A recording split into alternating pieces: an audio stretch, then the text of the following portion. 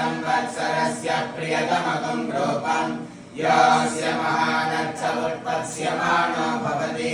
इदं पुण्यं कुरुष्वेति तमाहरणं दद्यात् वत्सलाम्बा समेत श्री सूर्यनारायण स्वामिने नमः। नारायणाय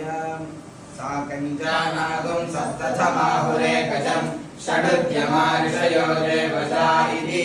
तेषामिष्टानि विहितानि धामसः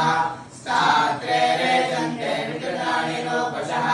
को नु मन्या अमितितः सखा सखायमब्रवीत् जहातो अस्मदीशते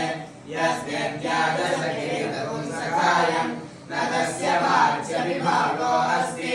यदेकं शृणोत्यनकं शृणोति न हि प्रवेद सुकृतस्य पन्था